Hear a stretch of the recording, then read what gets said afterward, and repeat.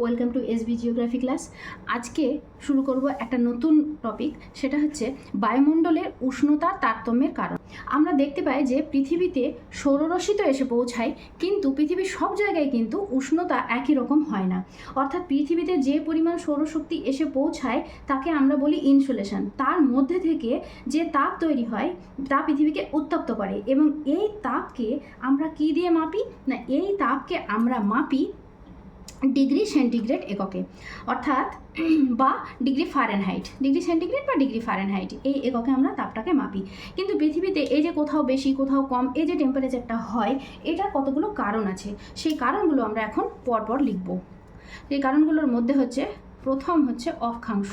আগে কারণগুলো সব লিখে ফেলবো, তারপর আমরা এগুলো একটা একটা করে বুঝবো। অক্ষাংশ। 2 নম্বর হচ্ছে উচ্চতা। 3 নম্বর হলো সমুদ্র থেকে দূরত্ব।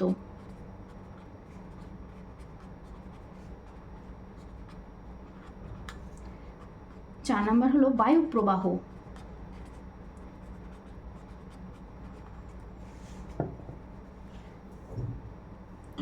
5 নম্বর হচ্ছে উষ্ণ বা শীতল সমুদ্র স্রোত।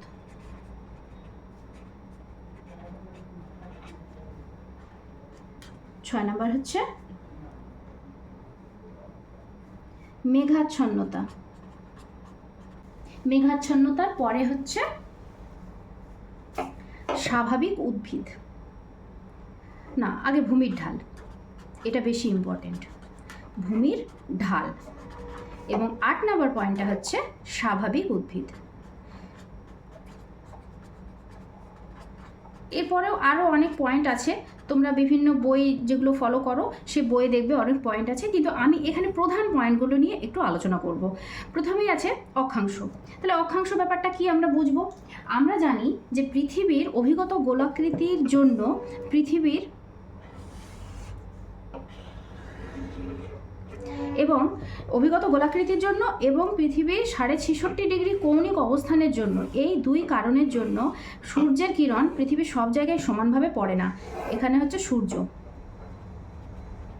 তো সূর্যের কিরণ সমানভাবে সব জায়গায় পড়ে না। কি হয় না, কোনো জায়গায় এরকম সোজা লম্বভাবে পড়ে, আবার কোনো জায়গায় এরকম তির্যকভাবে পড়ে, অর্থাৎ বাঁকাভাবে পড়ছে। তাহলে এইটাই হচ্ছে তির্যক আর এটা হচ্ছে লম্ব। তো কোনো জায়গায় যদি লম্বভাবে সূর্যরশ্মি পড়ে তো সেই জায়গাটা কি হবে, অত্যধিক বেশি উষ্ণ হবে এবং সেই জায়গার বায়ুও অত্যধিক উষ্ণ হবে।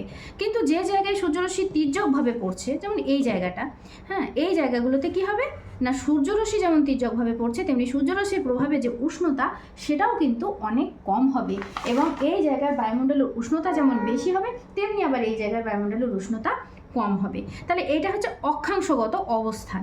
এর পরে পয়েন্ট হচ্ছে উচ্চতা। তাহলে উচ্চতা আমরা কিভাবে বুঝবো।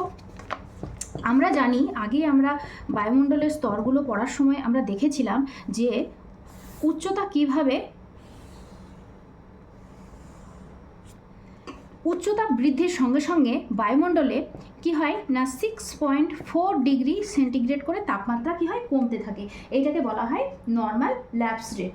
কেন হয় এই জিনিসটা কম হওয়ার কারণ হচ্ছে যে যত আমরা উপরের দিকে যাব এখানে উষ্ণ বেশি বা বাতাসের উষ্ণতা এখানে বেশি,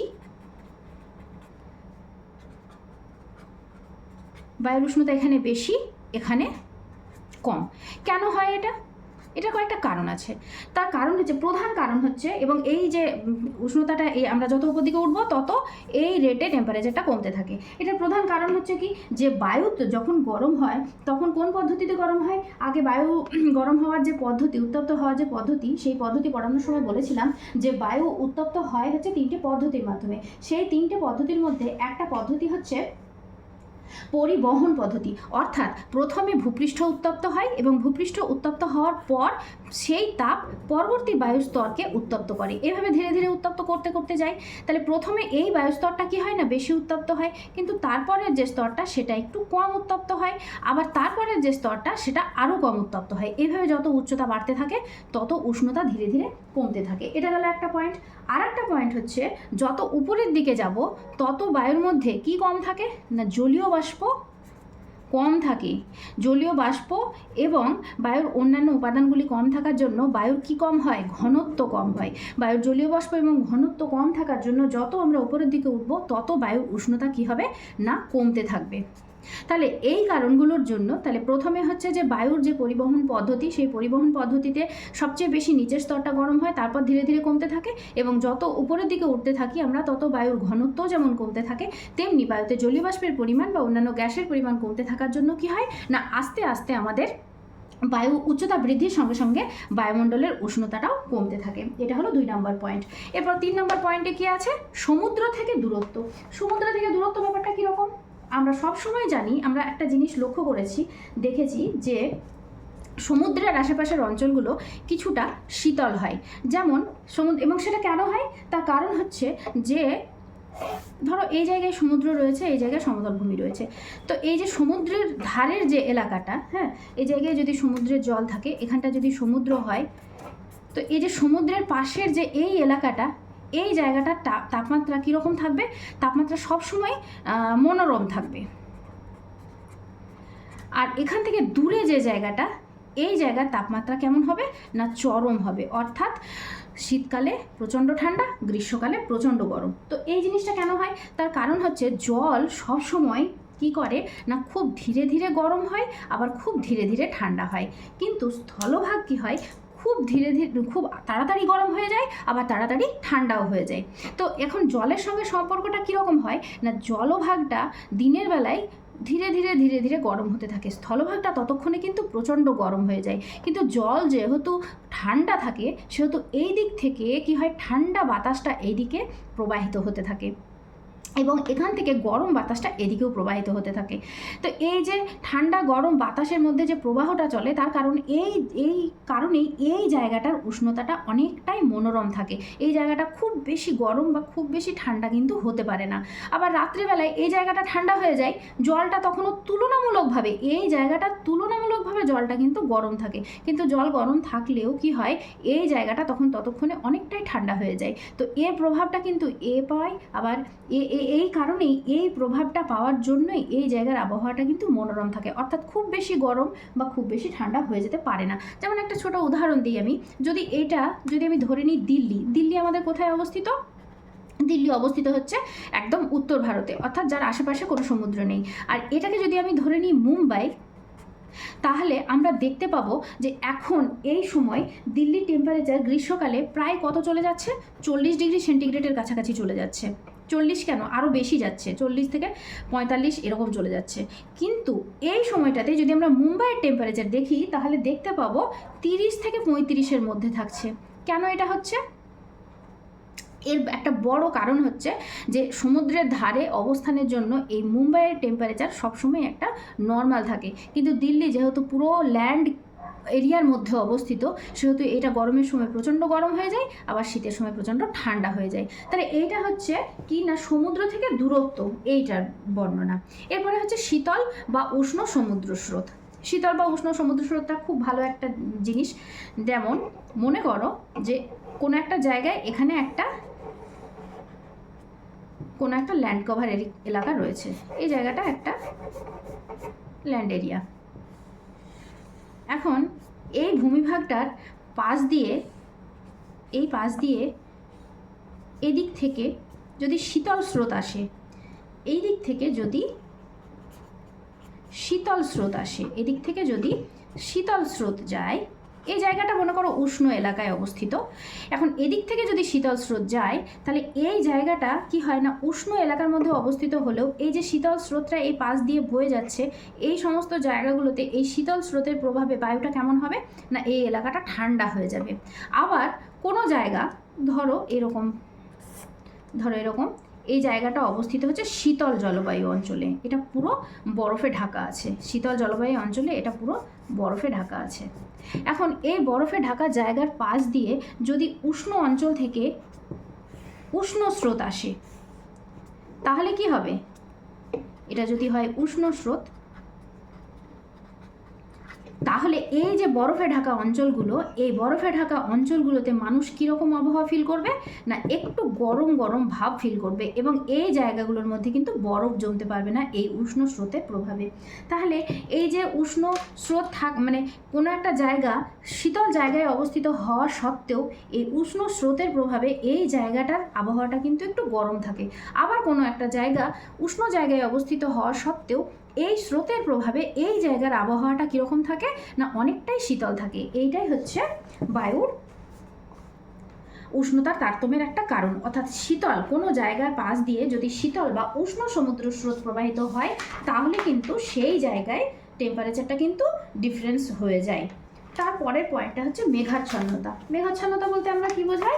মেঘাচ্ছন্নতা বলতে আমরা বুঝি হচ্ছে মেঘের অবস্থান। অর্থাৎ দিনের বেলায় কি হয়, যদি দিনের বেলায় আকাশে যদি মেঘ থাকে, ঠিক আছে, আকাশের মধ্যে যদি মেঘ থাকে, তাহলে মেঘ থাকলে কি হবে? আকাশে যদি মেঘ থাকে তাহলে সূর্যরশ্মি তাপীয় ফল হ্রাস পেয়ে যায়, ঠিক আছে। অর্থাৎ সূর্যের রশ্মি কি হয়, পৃথিবীতে প্রবেশ কম করে, অর্থাৎ পৃথিবী গরম হতে পারে না। এটা একটা ব্যাপার দিনের বেলা, কিন্তু হ্যাঁ, দিনের বেলা পৃথিবী কিন্তু গরম হতে পারছে না, অর্থাৎ বায়ুমণ্ডলকে উত্তপ্ত কম হতে দিচ্ছে। মেঘাচ্ছন্নতা থাকলে বায়ুমণ্ডল কম উত্তপ্ত হচ্ছে। কিন্তু রাতের বেলা আবার জিনিসটা উল্টো হয়ে যাচ্ছে। রাতের বেলা যদি আকাশ মেঘাচ্ছন্ন থাকে, তাহলে যেটুকু সৌরকিরণ পৃথিবীতে এসেছিল সেই সৌরকিরণটাকে আবার উল্টো দিকে যেতেও বাধা দেয়। এদিক থেকে যেমন ঢুকতেও বাধা দিচ্ছে, তেমনি যাওয়ার সময় বাধা দেয়। তার ফলে কি হয় না, পৃথিবীর যে টেম্পারেচার, সেই টেম্পারেচারটা কিন্তু মানে সূর্যরশ্মিটা কিন্তু ব্যাক করে ফিরে যেতে পারে না। তার ফলে আমাদের গরম বেশি লাগে। কি হয়, গরম বেশি হয়ে যায়। হ্যাঁ, রাত্রেবেলায় কিন্তু গরম বেশি হয়ে যায়। দিনের বেলা মেঘ করে থাকলে সূর্যরশ্মি কম আসে, সূর্যরশ্মি কম এলে কি হয় না, আমাদের হচ্ছে দিনটা ঠান্ডা ঠান্ডা থাকবে, একটু টেম্পারেচারটা কম থাকবে, বায়ুমণ্ডলের উষ্ণতা কম হবে। হ্যাঁ, কিন্তু রাতের বেলা যদি আবার মেঘ করে থাকে শুধুমাত্র, তাহলে আবার গরমটা বেশি হয়ে যাবে। রাতের বেলায় সূর্যরশ্মিটা ব্যাক করে যেতে পারবে না, সেটা পৃথিবীর মধ্যে আবদ্ধ হয়ে থেকে যাবে, এবং তার জন্য আমাদেরকে গরম বেশি লাগবে। তাহলে মেঘাচ্ছন্নতা এইভাবে বায়ুমণ্ডল মানে যে উষ্ণ হওয়ার, বায়ুমণ্ডলের যে উষ্ণতা, সেইটার তারতম্যটা ঘটিয়ে দেয়। অর্থাৎ কোনো জায়গায় মেঘাচ্ছন্নতা যদি থাকে, তাহলে সেই জায়গার দিনের বেলায় উষ্ণতা কম হবে, আবার রাতের বেলা বেশি হবে। তুলনামূলকভাবে কোনো জায়গায় যদি মেঘাচ্ছন্নতা না থাকে, তাহলে সেই জায়গার তুলনায়, ঠিক আছে, এইভাবে এই জিনিসটা ডিফারেন্সটা হয়ে যায়। এর পরের পয়েন্ট কী আছে? এর পরের পয়েন্ট হচ্ছে ভূমির ঢাল। আচ্ছা, ভূমির ঢাল জিনিসটা কীরকম?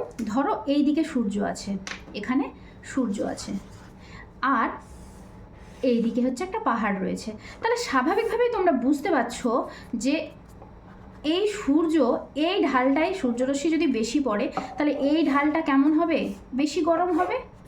এই ঢালটা গরম বেশি হবে, অর্থাৎ এই ঢালের বায়ু বেশি উত্তপ্ত হবে, আর এই ঢালের বায়ু কি হবে? কম উত্তপ্ত হবে, কম গরম। ঠিক আছে, এইটাই হচ্ছে ভূমির ঢালের পার্থক্য। আমরা সাধারণত দেখতে পাই যে সূর্য যখন উত্তরায়ণ চলে, অর্থাৎ উত্তর দিকে যখন সূর্য যাচ্ছে, তখন কি হয় না, উত্তর গোলার্ধের যে পাহাড়গুলো থাকে, সেই উত্তর গোলার্ধের পাহাড়গুলোর দক্ষিণ ঢালগুলো, অর্থাৎ দক্ষিণ দিকের যে ঢালটা, সেটা বেশি উত্তপ্ত হয়। যেমন সূর্যের দক্ষিণ দিকের ঢালটা বেশি উত্তপ্ত, উত্তর গোলার্ধের দক্ষিণ দিকের ঢালটা বেশি উত্তপ্ত হয়। আবার দক্ষিণ গোলার্ধের পাহাড়গুলোর ক্ষেত্রে কি হয় না, দক্ষিণ গোলার্ধের পাহাড়গুলোর ক্ষেত্রে যেটা উত্তর দিকের ঢাল, সেটা আবার বেশি উত্তপ্ত হয়। অর্থাৎ সূর্য যেহেতু 23.5 থেকে 66.5 ডিগ্রি অক্ষাংশের মধ্যে চলাচল করে, এখানে ধরো এইরকম জিনিসটা, এই জায়গাটা মনে করো 23.5 ডিগ্রি, ভালো করে বোঝো জিনিসটা, এই জায়গাটা মনে করো 23.5 ডিগ্রি, 23.5 ডিগ্রি উত্তর,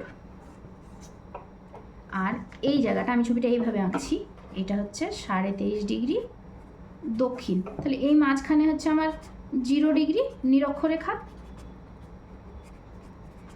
ঠিক আছে, এখন সূর্য এখান থেকে এইটুকুর মধ্যে চলাচল করে, আমরা জানি সূর্য এখান থেকে এইটুকুর মধ্যে চলাচল করে।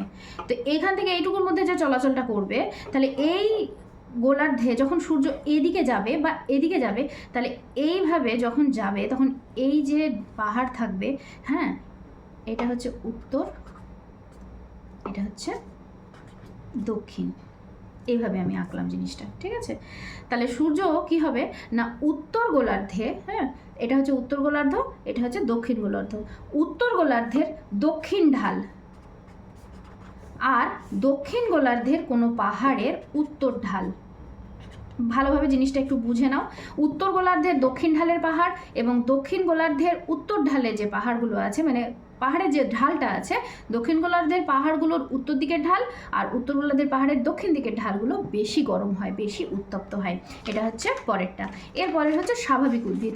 স্বাভাবিক উদ্ভিদ সম্পর্কে বেশি কিছু বলার নেই। স্বাভাবিক উদ্ভিদ তোমরা নিশ্চয়ই জানো যে কোনো একটা ভূমিভাগে স্বাভাবিকভাবে যে সমস্ত উদ্ভিদগুলো জন্মায় সেগুলোকে বলা হয় স্বাভাবিক উদ্ভিদ। এবং এই স্বাভাবিক উদ্ভিদগুলো কি করে না কোনো একটা জায়গাকে ঠান্ডা রাখে। কিভাবে না কার্বন ডাইঅক্সাইডকে শোষণ করে নেয়, আবার এদিকে বৃষ্টিটাকেও টেনে নিয়ে আসে, আবার মাটিটাকেও ক্ষয় প্রতিরোধ করে, বিভিন্ন রকমভাবে গাছ ছায়া দেয়। এরকম বিভিন্ন রকম পদ্ধতির মাধ্যমে কোনো একটা জায়গার উষ্ণতা খুব একটা বাড়তে দেয় না। তো স্বাভাবিক উদ্ভিদ থাকলে কি হয় না বায়ুমণ্ডলের উষ্ণতা তারতম্য ঘটে যায়। অর্থাৎ কোনো জায়গায় স্বাভাবিক একই জায়গায় একই অক্ষাংশের মধ্যে অবস্থিত দুটো জায়গার মধ্যে কোনো জায়গায় যদি স্বাভাবিক উদ্ভিদ থাকে, আবার কোনো জায়গায় যদি স্বাভাবিক উদ্ভিদ না থাকে, হ্যাঁ, তাহলে সেই জায়গা দুটোর মধ্যে কিন্তু টেম্পারেচারে অনেক পার্থক্য হয়ে যায়। মনে করো এরকম একটা অক্ষাংশ, এটা ধরে নাও, আমি ধরে নিচ্ছি 20 ডিগ্রি অক্ষাংশ, হ্যাঁ, 20 ডিগ্রির অক্ষাংশ। তো এই জায়গাটায় মনে করো যে স্বাভাবিক উদ্ভিদ আছে, এই জায়গাটায় নেই। তো এই যে জায়গাটা যেখানে স্বাভাবিক উদ্ভিদ রয়েছে, এই জায়গাটায় মনে করো স্বাভাবিক উদ্ভিদগুলো রয়েছে। তো এই জায়গাটার টেম্পারেচারটা দেখা যাবে কি হবে না উষ্ণতা অনেক কম হবে, অর্থাৎ তুলনামূলকভাবে এই জায়গার বায়ুর টেম্পারেচারটা কম থাকবে। কিন্তু এই যে জায়গাটা এখানে যেখানে স্বাভাবিক উদ্ভিদ নেই সেই জায়গাটার কিন্তু উষ্ণতা অনেক বেশি হবে। এটাই হচ্ছে উষ্ণতা বেশি, ঠিক আছে? তাহলে এটাই হচ্ছে স্বাভাবিক উদ্ভিদের বৈশিষ্ট্য। অর্থাৎ কোনো জায়গায় যদি স্বাভাবিক উদ্ভিদ থাকে তাহলে উষ্ণতাটা অনেক বেড়ে যাবে, কমে যাবে, আর স্বাভাবিক উদ্ভিদ না থাকলে উষ্ণতাটা বেশি হবে। এইভাবে স্বাভাবিক উদ্ভিদ কোনো জায়গার বায়ুর টেম্পারেচারকে নিয়ন্ত্রণ করে। তাহলে আমরা আজকে বুঝতে পারলাম যে বায়ুর উষ্ণতার তারতম্যের প্রধান প্রধান কারণগুলো। এর বাইরেও বইয়ের মধ্যে অনেক পয়েন্ট তোমরা দেখতে পাবে, চাইলে তোমরা সেগুলো লিখতে পারো, কিন্তু এইগুলো হচ্ছে প্রধান পয়েন্ট, ঠিক আছে?